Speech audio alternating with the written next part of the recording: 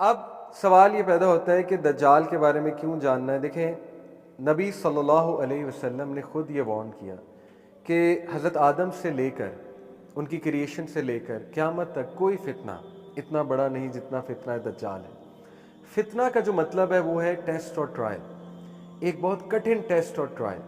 फितना कोई गाली नहीं है। कुरान मजीद ने औलाद को भी फितना कहा है, माल को भी फितना कहा है, हदीस ने औरत को भी फितना कहा है। तो ये कोई गाली नहीं है।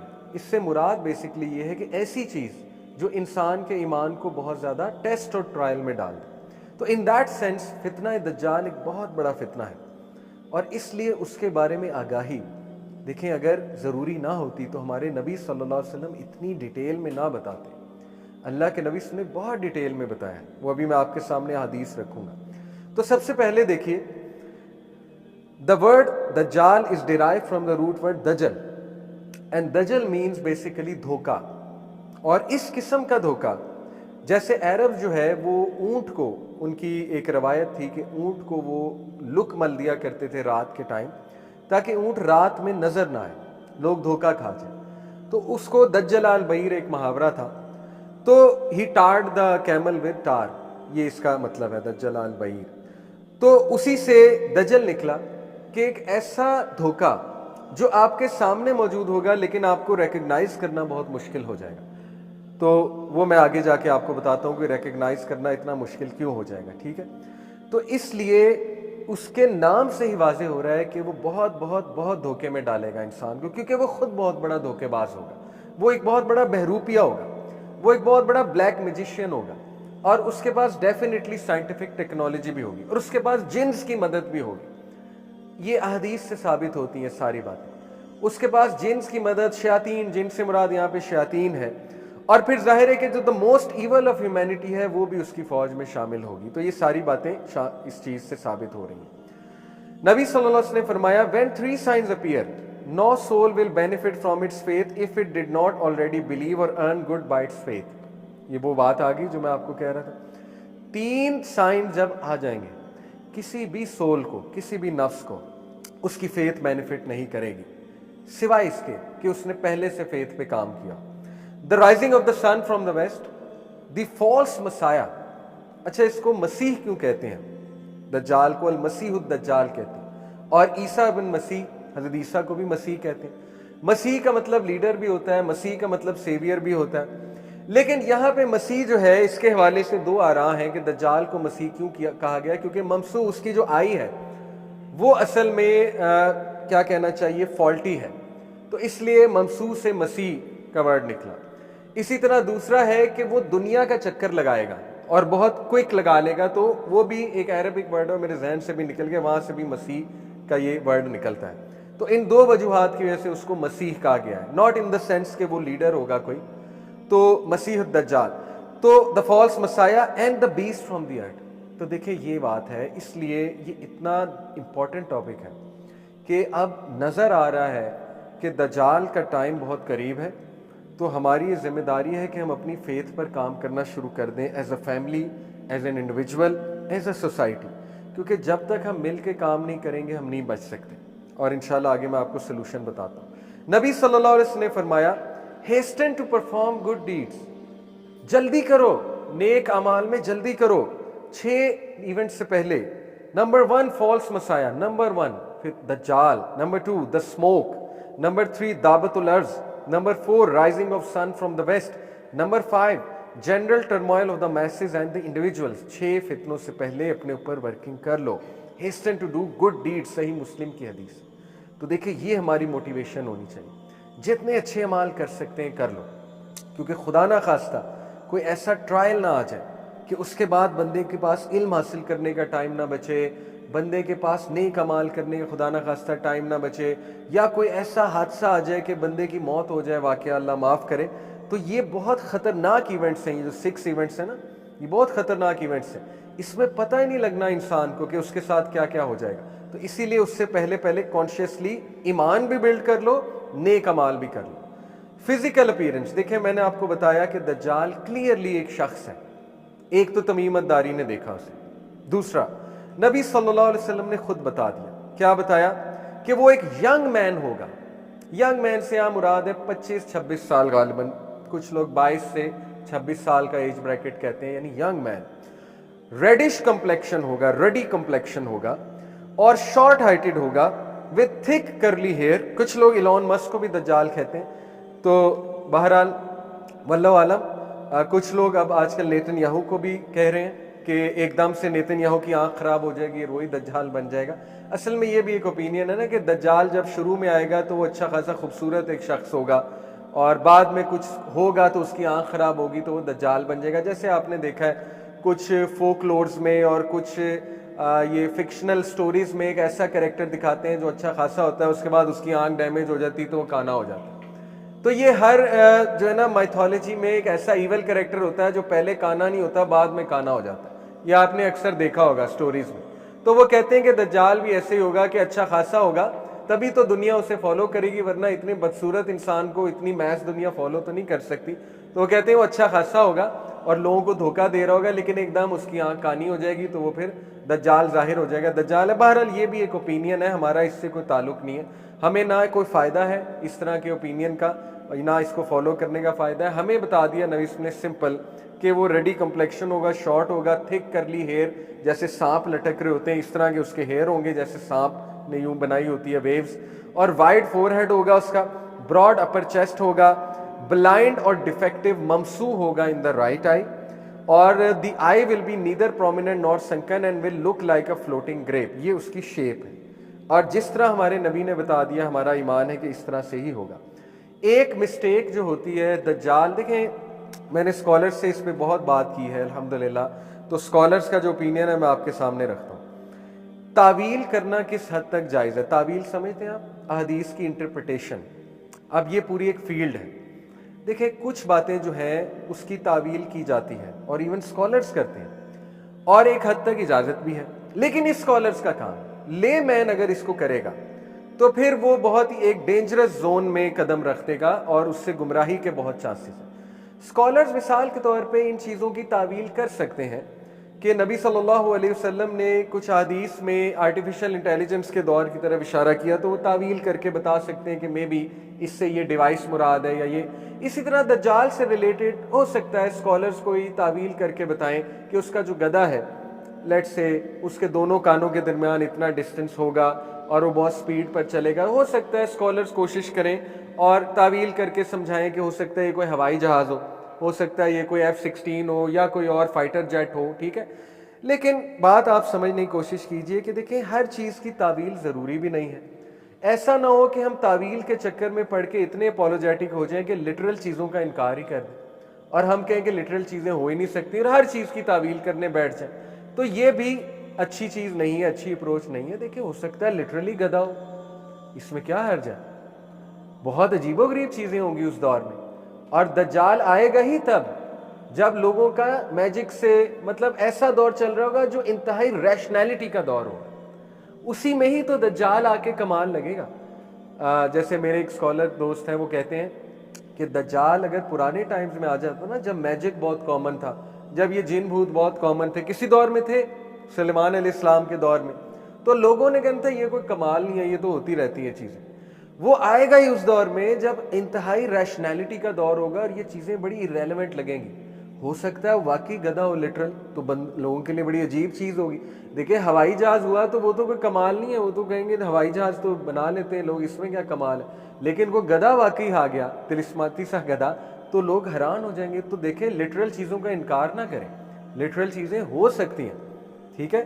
तो बहरहाल उसकी फिजिकल अपीयरेंस के उसके माथे के दरमियान उसके जो है माथे पे काफरा लिखा होगा और ज्वाइन टुगेदर काफ फे रा, और एवरी मुस्लिम लिटरेट या इलिटरेट उसको देख लेगा, उसको पढ़ लेगा। Another of his character will be that he will be sterile, बांझ होगा, will not children born to him. Doctor हमार लकवी माशाल्लाह मेरे उस्ताद हैं, उनसे मैंने पूछा था कि ऐसी कोई हदीस मिलती है कि उसके माँ बाप होंगे, वो पैदा होगा।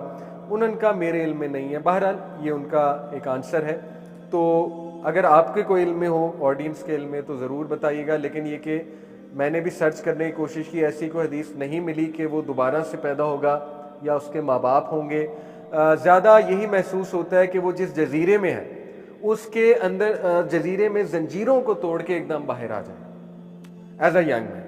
और जाहिर है जिस जजीरे में वो है, अल्लाह रब्बुल आलमीन टाइम को कंट्रोल करता है। अल्लाह इस बात पे कादिर है कि अल्लाह सुब्हानहू व तआला ने उसके लिए टाइम, जाहिर है टाइम इज़ रिलेटिव, उसके लिए हो सकता है टाइम रुका हो वहीं पे है और वो बूढ़ा नहीं हो रहा, तो ये तो अल्लाह सुब्हानहू व तआला का करना है, अल्लाह जो चाहे करे। तो ज़्यादा चांसेस यही हैं, बल्कि ऑथेंटिक ओपिनियन यही है कि वो बस जंजीरें तोड़कर बाहर आएगा। इमाम मेहदी का जब वो सुनेगा गुस्से में बाहर आ जाएगा और फिर उसका ज़हूर हो जाएगा प्रॉपर, और फिर वो 40 दिन स्टे करेगा। नबी सल्लल्लाहु अलैहि वसल्लम ने देखें इस हदीस में फरमाया, मैं आपको सामने अब तमाम हदीस रखता हूँ, मैंने तुम्हें इतना ज़्यादा बता दिया है फॉल्स मसाया के बारे में। अब देखें नबी सल्लल्लाहु अलैहि वसल्लम खुद ये बयान कर रहे हैं कि मैंने बहुत ज़्यादा बता दिया तुम लोगों को कि मुझे डर है कि तुम लोग शायद भूल ना जाओ या समझ ना पाओ, तो मैं तुम्हें कुछ और बातें रिवाइज करवाता हूँ।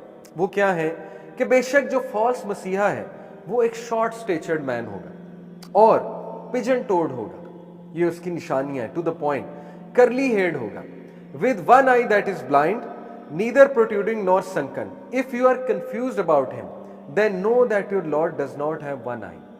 अब ये बहुत डीप साइन है कि अल्लाह रब्बुल आलमीन जो है वो काना नहीं है, यानी इसके मुराद ये है तुम्हारा रब जो है वो वन आइड नहीं है, लेकिन दज्जाल जो है वो वन आइड होगा। अब बेहतर अप्रोच यही है कि हम इसको लिटरल ही लें, ऑल्दो इस पर बहुत से ओपिनियन है, लेकिन उन ओपिनियन में जाना to me will be time wasting, क्योंकि at the end of the day मैंने आपको कहा कि इन टॉपिक्स का मकसद जो है वो लेना चाहिए।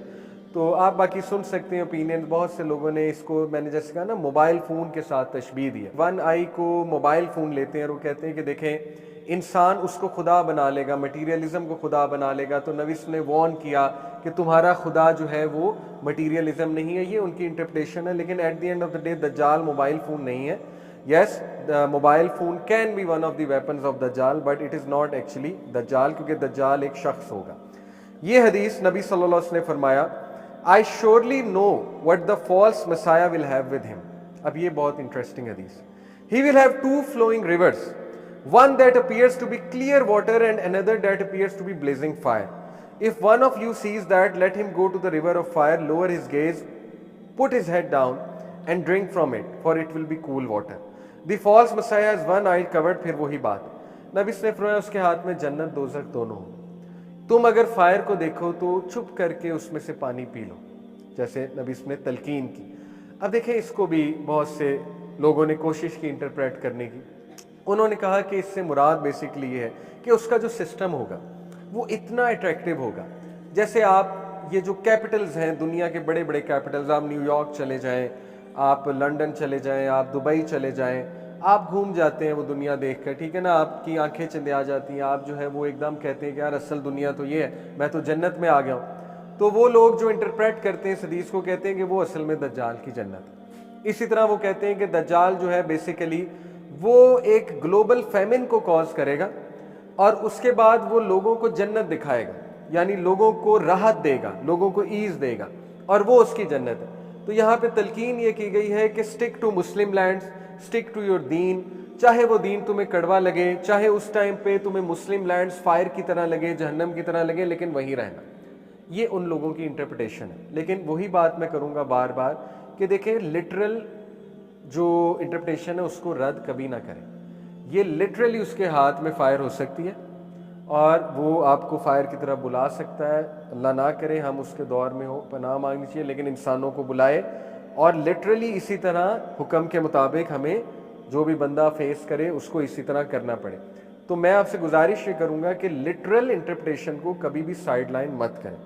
नबी सल्लल्लाहु अलैहि वसल्लम ने फरमाया, he will have paradise and fire with him, his fire is paradise and his paradise is hello fire. अब ये एक जनरल हदीस है और यस, इससे हम ये समझ सकते हैं कि जो सिस्टम ऑफ दज्जाल होगा वो इंतहाई अट्रैक्टिव होगा, इंतहाई अट्रैक्टिव। जैसे आज आप देखें कि ये जो अमेरिकन ड्रीम है, it is too attractive to handle. यानी आप देखें वो जो लाइफ स्टाइल है जिसमें पार्टी है, क्लबिंग है, पबिंग है, ठीक है ना, फिर आज जो social media the world it has to offer, फिर जो मेटावर्स का दौर आने वाला है जो आ चुका है ऑलमोस्ट। एप्पल का आपको पता है वो आजकल जो आया हुआ है नया, वो क्या उसे कहते हैं, एप्पल विजन कहते हैं, क्या कहते हैं, हाँ जी।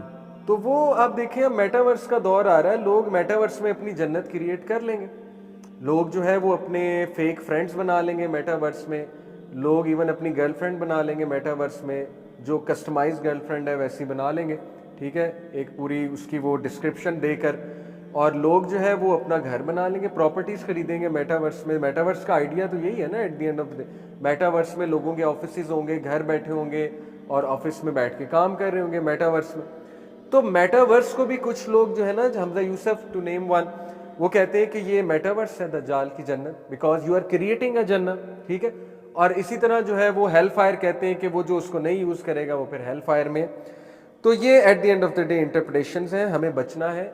और मेरी इस पे ये राय है कि देखें, जितना आप इस दौर में टेक्नोलॉजी को हैंडल करना सीखेंगे और टेक्नोलॉजी को ओवरकम नहीं करने देंगे अपने आप को, उतना फितना दज्जाल से बच जाएंगे। इन शॉर्ट यही कहा जा सकता है। एआई ठीक है, उसके फ़ायदे भी हैं। मेटावर्स तो बहुत ख़तरनाक चीज़ आने वाली है। आपका जो बच्चा है टीनेजर, वो तो 18-18 घंटे वहाँ होगा, बल्कि वो उसी को लगा कर सोया भी करेगा। और आगे के दौर में तो फिर ऐसी ऐसी चीज़ें आ रही हैं, you can manipulate your dreams. ऐसी ऐसी बातें हो रही हैं इलॉन मस्क की तरफ से कि मैं ऐसी डिवाइस बना दूंगा कि आप जो ड्रीम देखना चाहेंगे आप देख सकते हैं। प्रोग्रामिंग होगी पूरी, ठीक है, उस प्रोग्रामिंग में आप जो फीड करेंगे वो ड्रीम आया करेगा आप। आगे तो नेक्स्ट लेवल चीज़ें आ रही हैं कि हम एक बंदे की पूरी पर्सनैलिटी को इम्प्रिंट कर देंगे एक चिप के ऊपर, इंटरफेस के थ्रू, एक प्रोग्राम के ऊपर, और उसकी पूरी पर्सनैलिटी वो प्रोग्राम कॉपी कर लेगा। और वो ना सिर्फ कॉपी करेगा, आर्टिफिशियल इंटेलिजेंस के मुताबिक उसकी पूरी पर्सनैलिटी बन जाएगी। और जब वो बंदा मर जाएगा तो उस प्रोग्राम को किसी भी रोबोट में या किसी भी कंप्यूटर में डालकर आप वही बंदा रिक्रिएट कर सकते हैं। तो हम डेथ को भी डिफाई कर लेंगे, ठीक है, ये भी आजकल कहा जा रहा है। और ऐसा अनकरीब हो जाएगा। ये अब ये कोई मुश्किल चीज़ नहीं है जो मैं आपको बता रहा हूँ। ये जो एआई के लोग, अगर यहाँ पे कोई बैठा है कंप्यूटर का रिलेटेड बैठा है, उनको पता है कि ये चीज़ अनकरीब होने वाली है and it's easy to do now, ठीक है। तो they are saying we are going to defy death as well. और वो बंदा कोई पपेट नहीं होगा, वो रियल में प्रोग्राम होगा और रियल में एआई के थ्रू, वो आर्टिफिशियल इंटेलिजेंस के थ्रू वही बंदा बन जाएगा, क्योंकि उसकी मेमोरीज और उसके थॉट पैटर्न को वो कॉपी कर चुका होगा। उसकी इवन आवाज़ भी वैसी होगी। तो इसी से कुछ लोग कहते हैं ना कि दज्जाल जिंदा करके ले आएगा, मतलब आपके कोई मरे हुए माँ बाप हैं उनको जिंदा करके दिखा देगा, एक बंदे को मारेगा और उसके बाद जिंदा कर देगा। तो कुछ लोग इससे जोड़ते हैं कि ये देखो ये चीज़ें तो होने वाली हैं, लेकिन मैं ये कहता हूँ नहीं, ये लिटरल होगा, क्योंकि उसके पास ब्लैक मैजिक और शयातीन होंगे। शयातीन आपको पता है, करीन जो है इंसान के साथ एक जिन है जो उसी की शक्ल में आ सकता है। तो वो उसके लिए कोई मुश्किल नहीं है कि आपके माँ बाप के करीन को सामने खड़ा कर दे और आप समझें मेरे माँ बाप हैं, वो शक्ल तो वही होगी ना किसी के करीन की। तो इसीलिए हम दोनों ओपिनियंस पढ़ेंगे, क्योंकि दूसरा भी वेरी इंटरेस्टिंग है। इस नीयत से देखेंगे कि हमें बचना है और हम लिटरल ओपिनियन को भी रिजेक्ट नहीं करेंगे इंशाल्लाह, क्योंकि सेफेस्ट ओपिनियन लिटरल ओपिनियन ही है। इसी तरह कुछ लोग जो है वो ये जो आजकल वर्चुअल रियलिटी में आपने देखा होगा एक क्लिप कि जो है वो एक औरत अपनी मरी हुई बच्ची से मिलती है वर्चुअल रियलिटी के वर्ल्ड में। तो वो कहते हैं यही असल में वो हदीस है कि दज्जाल जो है वो मुर्दों को जिंदा कर देगा। But I don't think so. I think वो लिटरली इस तरह से, जैसे एक फॉल्स मिरेकल आप कह लें उसे, एक धोखा, वो उस तरह से लिटरल भी करेगा। इसी तरह जो है वो आपने बिग बॉस जो इंडिया का शो है वो pure illuminati free masonry show है, और उसका मैं आजकल एक क्लिप भी देख रहा था। उन्होंने भी इसी तरह सलमान खान खड़ा हुआ है और वो पास्ट और फ्यूचर की बातें जो ना एक वो कंप्यूटर प्रोग्राम है उससे पूछ रहा है। तो बहरहाल वो भी वही चक्कर है सारा। और ये बड़ी अजीब बात है कि बॉलीवुड के ज़्यादातर जो शोज़ हैं उनके आजकल विनर्स मुसलमान होते हैं। अगर आप इस पर गौर करें, टॉप 3 में तो मुस्लिम ही होते हैं। इंडियन आइडल हो गया या ये बिग बॉस, इस तरह के, और मुसलमान ज़्यादा पार्टिसिपेट करते हैं। तो बहरहाल ये चीज़ें हमें मीडिया में भी सैटेनिक सिंबल्स और ये चीज़ें ना बड़ी आम होना शुरू हो गई, क्योंकि दज्जाल जो है ना वो पास्ट प्रेजेंट फ्यूचर की बातें, इस तरह की बातें, उसके पास काहिन होंगे, मे बी खुद भी काहिन होगा बहुत बड़ा, इस तरह की कुछ ऐसी चीज़ें वो बता के ह्यूमन बींग्स को जो है ना वो इम्प्रेस करना चाहेगा। तो इस हवाले से सेटनिज़म को भी मैं आपसे क्विकली डिस्कस करना चाहूँगा। देखें, सेटनिज़म जो है उसका बड़ा रोल है फितना दज्जाल को जो है ना वो बूस्ट करने में। ऑल्दो सेटनिज़म जो है ये एक मॉडर्न सेटनिज़म जो है ये कोई ऐसी मूवमेंट नहीं है कि जिसमें वो necessarily Lucifer as a physical being की वर्शिप करें। मॉडर्न सेटनिज़म जो है ये बेसिकली ख्वाहिश नफ्सी की इबादत है। जैसा कि खुद ये जो एंटन लिवाय था, इसने इस बात को हाईलाइट किया कि मैं किसी एंटिटी पर बिलीव नहीं करता, शैतान की एंटिटी पर, लेकिन मैं ये समझता हूँ कि इंसान खुद गॉड है। इंसान जो है वो जो चाहे उसे करना चाहिए और अपनी डिज़ायर को फॉलो करना चाहिए। डू एज दाउ विल्ट, ये सैटेनिक बाइबल में आपको पता है कि उसका नारा भी है, स्लोगन भी है, डू एज दाउ विल्ट। इस नारे को लेके डू एज दाउ विल्ट जितनी तबाही सेटनिज्म ने मचाई मीडिया में, म्यूज़िक इंडस्ट्री में, और ये रैप और हिप हॉप में स्पेशली, फिर गेम्स में ये घुसे, यानी इतने सिंबल्स हैं, इतने सिंबल्स हैं कि अनडिनाइबल है कि इनकी प्रेजेंस मीडिया में मौजूद है। और वो कोई कह सकता है नहीं ये आर्ट है, ये डार्क आर्ट है, ऐसे ही आप लोग कॉन्स्पिरेसी मार रहे हैं कि ये वन आई सिंबल और ये वो। देखें, हो सकता है डार्क आर्ट, और हो सकता है कि कोई फ्री मेसन असल में ना हो और वैसे ही बस वो फैशन के लिए बातें कर रहा हूँ, लेकिन इस बात का भी इनकार नहीं किया जा सकता कि कुरान और हदीस से इस तरह के इशारे मिलते हैं कि शैतान वो इंसानी शक्ल में भी आता है, इंसानों को गुमराह भी करता है, और उसका एक पूरा जुत्था है, उसकी पूरी एक फ़ौज है। तो ये तो कुरान और हदीस से भी बात पता लग रही है ना। जैसे वो कुरैश से आकर मीटिंग कर सकता है, कुरैश के सामने आया और उसने सजेशन भी दी इवन, तो आज के दौर में भी आ सकता है। ठीक है, तो हम तो कुरान और हदीस की रोशनी में ये बात कर रहे हैं कि it is very much possible कि शैतान डेफिनेटली बहुत एक्टिव है, और एक्टिव वो किसके थ्रू है? मीडिया सबसे बड़ा उसका वेपन है। देखिए, सबसे आसान ये है, गानों को चेंज कर दो, टीवी सीरीज़ और मूवीज़ को चेंज कर दो, उनमें फहाशी, उरियानी, सैटेनिक चीज़ें डालना शुरू कर दो, सैटेनिक सिंबल्स डालना शुरू कर दो। अब देखें ये सिंबल जो है इनका मकसद क्या है मेरे नज़दीक? सैटेनिक सिंबल जो है ये एक हिडन मैसेज होते हैं, और आप कह सकते हैं नहीं नहीं फैशन के लिए, लेकिन at the end of the day उन सिंबल्स को देखकर यूथ करते हैं सर्च इन चीज़ों को, क्योंकि वो देख रहे हैं। जब वो सर्च करते हैं, वो सर्च करते करते पता नहीं कहाँ निकल जाते, वो सेटनिज्म को पढ़ने लग जाते हैं, और सेटनिज्म को पढ़ते पढ़ते ऐन मुमकिन है वो इंस्पायर भी हो जाए सैटेनिक चीज़ों से, क्योंकि ये बहुत ज़्यादा ग्लैमरस और बहुत ज़्यादा इस तरह की चीज़ें हैं जो दिमाग को बहुत ख़राब करती, खैर दिमागी है। गोरों में तो इतना सेटनिज्म कॉमन है, इतना सेटनिज्म कॉमन है, मैं आपको बता नहीं सकता। यानी द काइंड ऑफ सॉन्ग्स, ये जो म्यूज़िक इंडस्ट्री है, अल्लाह माफ़ करे, हिप हॉप, रैप, वो तो खुद अपने मुंह से इकरार करते हैं इस बात का कि हमने तो अपनी सोल को सेल कर दिया डेविल को। मैरिलिन मैनसन जो है, अल्लाह उसे हिदायत दे, जो बदबख्त, वो जिस तरह के गाने बनाता है और जिस तरह का वो शक्ल सूरत धार के आता है, फिर उसके जो कॉन्सर्ट्स होते हैं, लोगों ने बाकायदा गवाहियाँ दी कि हमें डिमोनिक प्रेजेंस वहाँ फील होती है। उनके कॉन्सर्ट्स पूरे रिचुअल्स होते हैं। आपने अगर कोई कॉन्सर्ट्स जो है वो उनकी वीडियोस, रैशनल बिलीवर एक चैनल है, रैशनल बिलीवर बड़ा अच्छा चैनल है, वो दिखाता है इनके सैटेनिक जो कॉन्सर्ट्स होते हैं, उसको एक्सपोज करता है वो।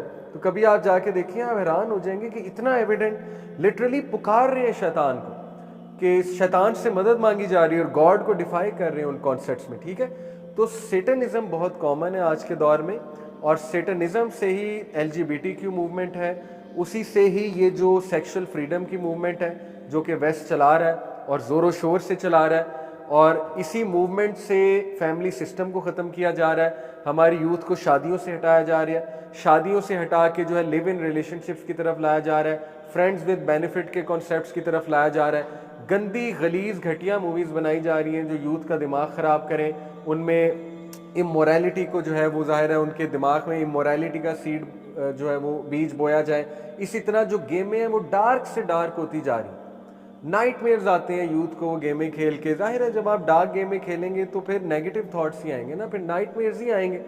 ऐसे ऐसे केसेस हमारे पास आते हैं, कितने कॉमन हो चुके हैं। अब टू बी ऑनेस्ट हमें भी नहीं समझ आती क्या हल दें, सिवाय इसके कि भाई इन्हें ना खिलाएं ये चीज़ें, इसके अलावा हम क्या क्या हल दें। मदर्स आती हैं, बताती हैं मेरा बच्चा जो उसको बहुत डार्क थॉट्स आते हैं। तो देखिए डार्क थॉट्स इसीलिए आते हैं ना क्योंकि वो देख क्या रहे हैं, वो खेल क्या रहे हैं। तो they should get away from these things, these are very dangerous things.